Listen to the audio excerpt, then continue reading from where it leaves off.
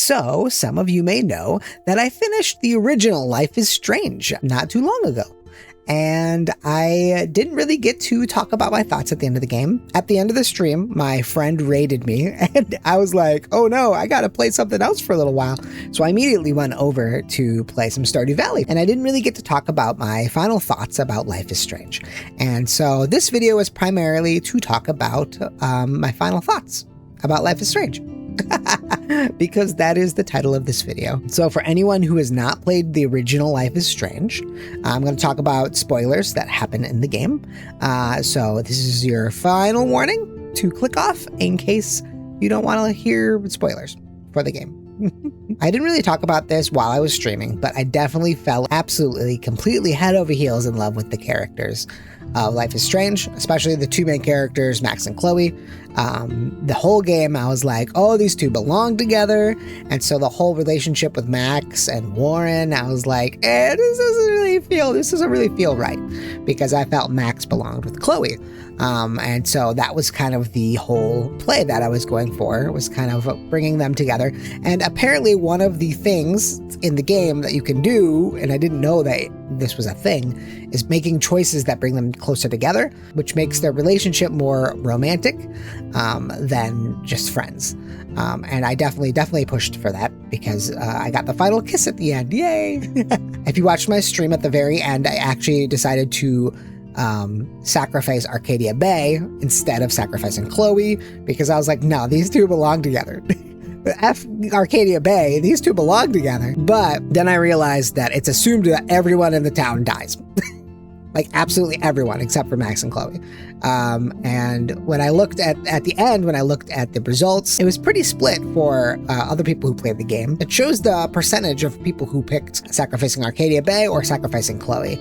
And it was pretty split. So I wanted to go back and see what the other ending was, because there are two endings to that game, the one where you sacrifice Chloe and one where you sacrifice Arcadia Bay. And when I went back and I sacrificed Chloe, and that's when you get the final kiss. Apparently, if you don't push for the romance between Max and Chloe, they just hug. But I wasn't reading the diary journal, Max's diary journal. I wasn't reading it because I was like, oh, I don't want to bore viewers with me reading through somebody's journal. So I didn't read it. I did kind of glance through it at the beginning of the game, but apparently if you read her journal throughout the game, the choices you make her realize that there's a romantic connection. And so she has like conflicted feelings about being friends or being lovers. And so it's really interesting to watch her thoughts and emotions evolve while going through the game. Unfortunately, I didn't get to experience that because I didn't go through and read that. But I might go back into my save file and read the diary entries kind of just on my own time, because I think that'd be a lot of fun. It was really sad to see Chloe die at the very end, especially because the whole game, you're trying to save Chloe. And if you just didn't save her, everything works out fine in the end, which is crazy to me. Obviously, the correct ending is the one where Chloe dies. So that is the correct and probably the best ending, even though I love Chloe, and I loved their relationship. It was just very, very sad to see that happen. It was really, really good. I loved it. I loved it so much.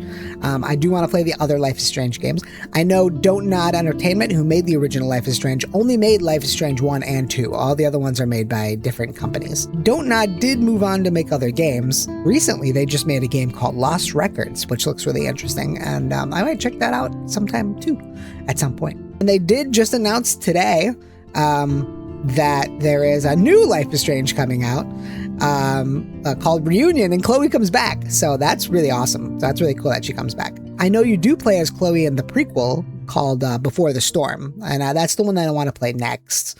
I'm not going to play it right away. I'm going to take a break from emotional games for a little while. My heart just can't take it right now. So I'm going to play some fun games for a little while, and then I'll probably get back into the story-driven emotional games at some point.